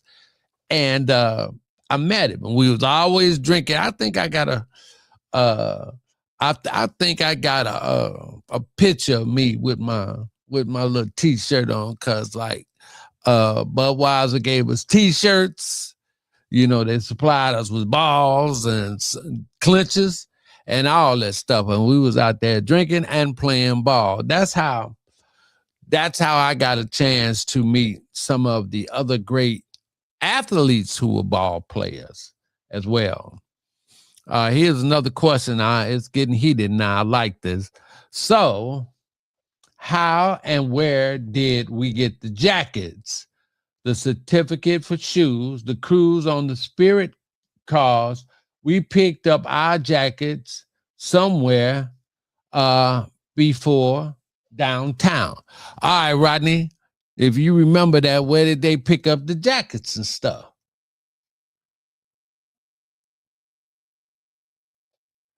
Rodney Burke. Oh, no. Don't tell me he froze. Yeah, he froze. And let me get him to come back. Hey Reggie, we're gonna have to let him go too, because he got out of therapy. So we Yeah, gotta we let got him to let go. him go. But, And if and anybody we'll has do it. questions, we already said that we're going to have a part two, because we gotta let Rodney get to where he needs to go because he just got out of therapy. Yeah. And thank So you a so lot of much, that we've Rodney. covered already as well regarding um, the contest, the jackets, and all those things. Oh, there But the hey, rest Rodney of is. it with your questions, we do welcome, but we have to do it in a part two because we have to let him go. You good with that, Rodney? yeah, whatever y'all want to do, I'm all right. All right, here you go, Rodney. He said, well, so where did we get the jackets and the certificates for shoes and the crews on the Spirit cruise? Well, certain shoes wanted to be part of the sponsorship. So that was their part, was to give away free shoes before they closed. Mm-hmm. The And the jackets, jackets. Mary got those made with our money. Thank you.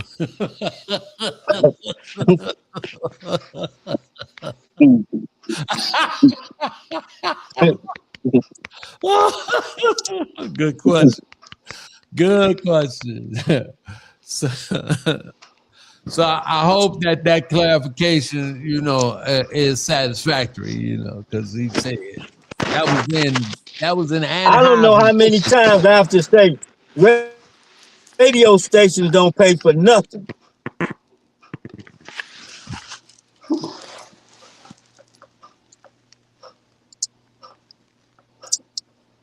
So If they do something on your behalf, you paying for it. and Anheuser-Busch was the primary sponsor. Was the primary sponsor of the world's largest stepping contest.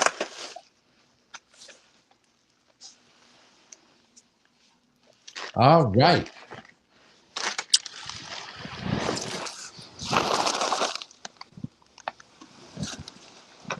Any final questions for Mr. Burke? Mr. No. Thank you for checking in. No problem. Thank you all for having me. All right.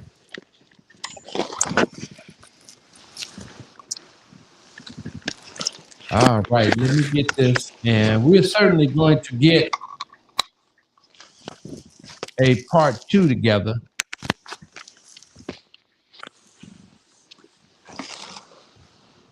Boy, this is going to be fantastic, and I'm glad. I appreciate you all giving me the opportunity to answer any questions that was out there.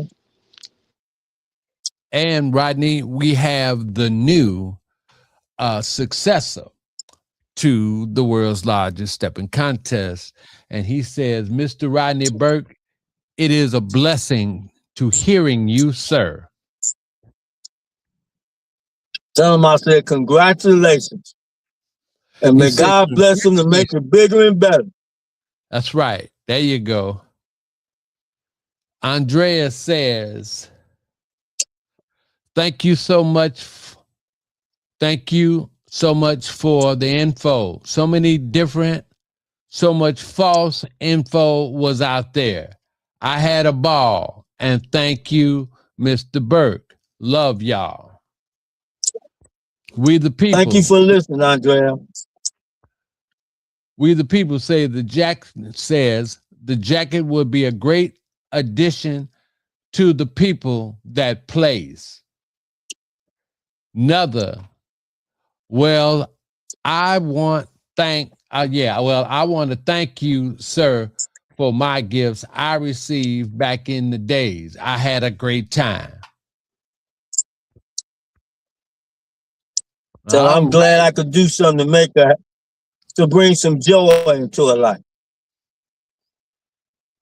And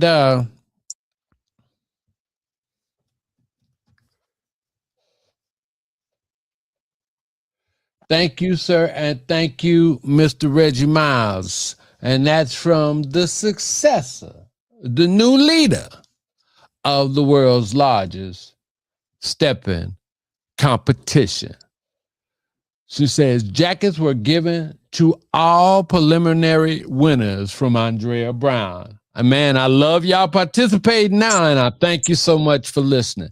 We definitely wanted to bring some clarity and to clarify the origins of the world's largest stepping contest. We have been speaking to the founder and creator of the world's largest stepping contest, not the competition. That belongs to Pete Frazier, and now it belongs to, or it is now led by Mr. Snoopy King.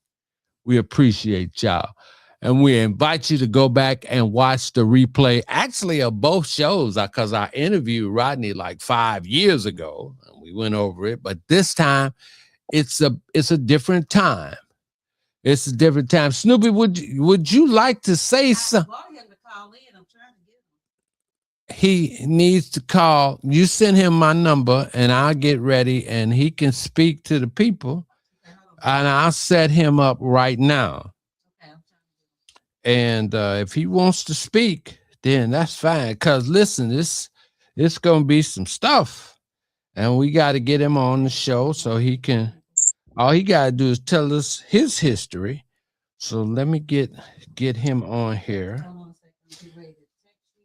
Baby. Yes. Okay, I got him on the phone. No. You got to give him my number. I'm about to. Oh, okay. I'm trying to make sure you set up. Yeah. You got to give him my number, and then I'll let you know when I'm set up. You, Rodney Burke, you hear this? Let me go ahead on and let you want to hear Snoopy too. Let me get you so you can hear it. Yeah. All right, good. Okay. So I'm taking care of all of this stuff right now, and y'all please bear with me. I gotta make some changes on the fly. Yep, I have to. Oh, good. We'll be able to do it. Yeah, we'll be able to do it. And so I just want to make sure and get that in, because so many people have done so many things, right? And it's like so many different stories floating out here. Come on now. Don't give me the flux now. All right. Hopefully she's going to come in. Hang in there. Okay, let me just do it like this. And sometimes this technology, there you go. All right. You can actually give him my number, and yeah. Give him the which number? Give him my personal number, don't you? Yeah, tell him to call that number. Okay. And then, because you can't bring him, I can't bring him up from your phone. I could have though. But no, baby, I just was getting him. Mm-hmm. So as soon as I see him, I'll be able to get him in here. That works. And yep. Okay, so he should be here, and then we'll get a chance to hear for the new successor. Then we can tell him congratulations. Hey, Tyler. Tyler says, yes, I received the jacket. Okay. And still have it. That's good. And still have it. I was gone. I think I got in the world's largest stepping contest, the third one, man, and I was like anybody that had been. Oh, here it comes. All right, here it comes. Hello, can you hear me? I can hear you loud and clear. All right, can y'all hear the successor, the new leader of the world's largest stepping competition? I got him here right now, live on. Congratulations, Snoopy. Mr. Rodney Burke, sir, I heard a lot about you. It's a pleasure and it's an honor. And man, it's an honor for real though. I heard a lot about you. I did a lot of research on you. Heard a lot of great things about you. Man, it's just a blessing, man. And it was good. I couldn't get on the show a little bit earlier, but I'm definitely gonna play I'm gonna play it all the way back and hear from the beginning. But I definitely just wanted to jump on there and just tell you that I appreciate you, sir. And I appreciate you for your continuation of the program. I'm sorry. Go ahead, say it again. I appreciate you, and I'm gonna make it my business to come to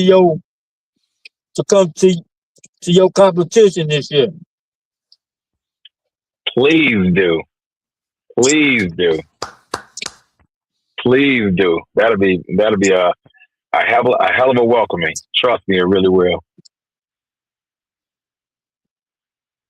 Hell of a welcoming. Yeah, Misty Campbell, one of Amen. my radio students, and she's a great podcaster herself, says, congratulations, Snoopy King. Well, I thank her. And I think all the support. I mean, I've been getting a lot of support from a lot of people. I've been getting messages and calls and congratulations. And I think we're on a good move forward. I mean, like I tell them, I'm not here to, replace Pete and all the wonderful things that he's have done. And there's some big old shoes for me to think about trying to fulfill. But I know for a fact that I'm going to do my part. I'm going to do my best to keep stepping alive, keep it right here in the Mecca, and just try to bring the joy back to the floor. That's what I want to do. Well, I hope you read Amen. my Congratulations. you read my You're a editorial. good dude, brother. Yes, I did. I read your editorial. That was beautiful and remarkable. And it's gonna take time. A lot of people want changes. A lot of people want this. A lot of people want that. It's gonna take some time. You know what I mean? This is not this ain't no 50-yard line. Let me just say that. It ain't no 50-yard line. But I'm here for it. And with everybody's support, that's what's gonna make it even better. Yeah, and Snoop, I'm gonna tell you this on a personal note. Dan, we got to do something for Brad. BR. I already talked to him about that I talked to him about that already. That's I sure good. did. That's good. I sure did. Because that's my boy. Reggie, absolutely. I talked to him about that last week. And then one thing that I explained, just like I explained the last week, I'm real big when it comes down to loyalty. And people that's been there for me, people been in my corner, people been supporting me for a minute. So I'm very loyal when it comes down to that. And my thing is, I'm always going to be humble. I'm going to stay humble. This is not going to change me. I'm still going to be the individual that I am. I'm going to keep God first, the head of my life, and keep him in the forefront. And as long as I keep him in the forefront and stuff like that and the other, I definitely have a vision to follow in that aspect. Yeah. That's all right. Because Brad Bradley, that is my boy as well, man. 16 years, Reggie. I love that dude. You had him 16 years. 16 years. Man, when I met him 4-5 years ago, worked for him and everything, man. And he's just been beautiful. I even spun his mother's birthday party. He had me come over there to the mansion, man. Yep. And I love that dude. And plus he's an all-time sponsor. Anytime he does something for me, I'm mentioning the BR Bar. So that'll be I'll be really excited about that. Yeah. He gave me a chance and he gave me an opportunity 16 years ago. And here it is, 16 years later, still running strong. Yeah, that's the good. Same thing with the 50-yard line. 50-yard line opened up their doors for me 21 years ago. And I've still been there for the last 21 years. Mm-hmm. So that's what I'm talking about as far as loyalty. You know what I mean? Yes. And I understand business. And I've been in Majestic Gent for a long time. And a lot of people think I'm new to this, but I'm not new to this. I've been doing a lot of work myself, behind closed doors. And Pete, he's going to be by my side. He's going to support me. He's a phone call away. If I need something or if I need an answer or I need something taken care of or something like that, any other. So, I'm definitely going to use him and lean on him and, lean on all my peoples, Reggie. And I appreciate you. I was talking to Francine about this the other day. And me and her talk, and I told her that I appreciate you. I really do. It goes a long way because I've always been that one that loved to respect my elders, and I will continue to respect my elders. You guys paved the way. So y'all paved the way for me, and I'm gonna continue that. I'm gonna continue that draft, and I'm gonna keep that draft going. So I definitely don't want to be a disappointment to you all or a disappointment to anyone. So I got a good following behind me. I got a good support factor within my snooping crew. And like I said, the outreach is just amazing from all over state to state. Hallelujah. And of course, I'm not going to get in the way because, I only have one thing to say. Keep walking alive. That's all I got to say. Lawrence Jones, he says, love you, little brother. Because we know, that's what Francine said. Lawrence Jones says, congratulations, Snoopy, from Lawrence and Letha. So, you know, Lawrence and Letha, absolutely. yeah, them elders, man, there's some they gonna, well, I ain't gonna even worry about them. I'm gonna keep being patient and watch you go to work. I've been knowing Letha for 30-something years. I've been knowing her before I actually even started dancing. Oh, I used hallelujah. to deliver and work in her building. And I mean, that's just like an auntie to me and an uncle to me. I lean on them. I talk to them. They give me good support and stuff like that too as well. And like I said, it's the elders that I love. Well, you got to come on the show so we can get you here. We got to get your full history because Francine knows you. I don't. So we got to put you on here, and we just got to get you recorded for, you know, this is an oral history project, and we need to have what you say and, you know, where you've been, and so people can always know you. Because once you digitize, you here forever. Hey, I plan on being here forever too. I ain't going nowhere. Hallelujah. I ain't going nowhere. Rodney Burke, what you think of this young man so far? Hey, I think he's outstanding. The brother's humble, and the brother seems to be very knowledgeable, and he knows where he's going. So that's great. Well, and he presents himself as a true leader. That's right. He got them Joneses behind him. He got Lawrence and Letha knows and Lawrence knows. So that's a good thing. That put a smile on my face because it's gonna, man, that elders thing. I'm looking forward to meeting you in person, Mr. King. Burks.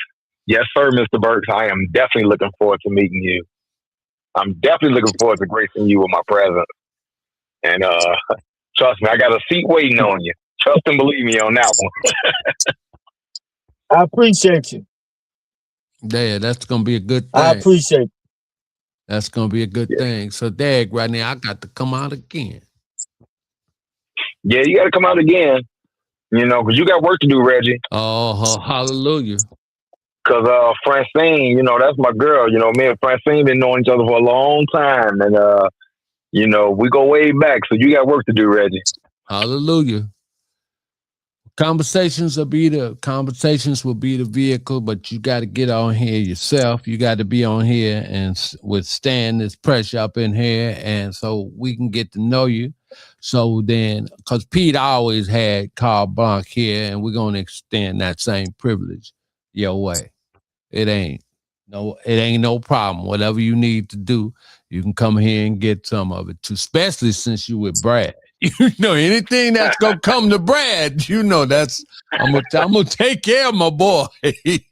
Absolutely. You definitely got to keep stepping up. Got to keep walking alive, though. I mean, I love walking. I mean, I tell them it's one thing to know how to step, but you got to know how to walk.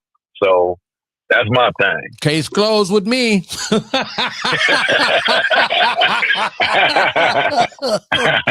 Case closed. Long as you say I'm through, it's all good. It's all good. So I am so glad that we've had this opportunity to talk to you, and then we got a chance to let you connect with the founder of the world's largest stepping contest, as you now lead the world's largest stepping competition. Rodney, wish you well. I wish you well. Well, I know the Lord got you, so I'm just. The Lord got me. The Lord got me. Trust me. Yeah. You know, the Lord got me. I'm just asking everybody to be patient and let's do what we do. All right. Any final thoughts you got, Mr. Rodney Burke? No, the only thing I have to say is thank you and congratulations to Mr. King, and look forward to seeing him in action. I love you, Rodney, man. Francine, you got any special? Oh, Francine, you got to go. You know, you got to move. You can't do it from there. You got off the line? Yeah, I think she got off the line. So she got off the line, so I'm going to do it myself. I wish you well, my brother. And you got to set up and get your own show. So we got to give you an episode. You understand? Not no special. We got to put you on a regular episode of Conversations. All right? Okay. All I'm right. with that. All I'm right. with that. So Francine has set it up, and we'll just go ahead on and execute. Absolutely. I'm with that. All right. So to everyone, Rodney Burke, I love you, man. And then for coming on in I love here. you too, man. Yeah. Okay. And until we meet again at the next appointed time, let your light so shine before men that they may see your good works that glorify your Father, which is in heaven. I'm going to leave you in his care. And next week, I'm gonna try to get something else a little bit special, but I want to thank everybody who supported and everything with this interview tonight. Thank you, and we're gonna leave you all in his care. Take care, Rodney. Take care, Take Snoop. care, Reggie. You too. Take care, Mr. King. Take care, Reggie. Thank you, my brother. Thank you, Mr. Burke. All right, All right. Thank you too, brother. All right. Blessings upon y'all, man. Blessings upon y'all. Hallelujah. We out.